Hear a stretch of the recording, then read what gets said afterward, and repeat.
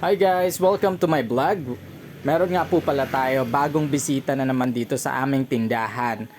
Isa siyang mama dog na mukhang kakapanganak lang at nagutom kaya napasyal siya or naghahanap ata siya ng pagkain.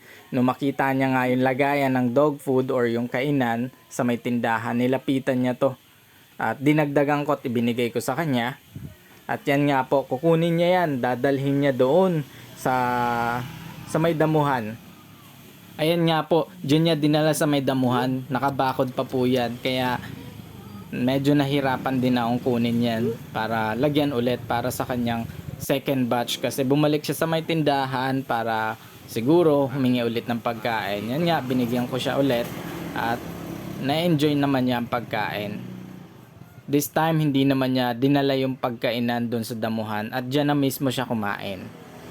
Yan nga siguro napansin ni Doggy na hindi ko naman siya sasaktan. At dahil binigyan ko nga siya ng bagong dog food niya ulit, yan, tuloy-tuloy lang siyang kumain. Yan nga po. At malapit na niyang maubos yan. Yan. Talagang nagutom to si Mama Dog. Akala ko kanina dadali niya dun sa mga anak niya yung pagkain. Kasi nga bigla niyang tinakbo yung binigay ko sa kanya. Thank you for watching guys!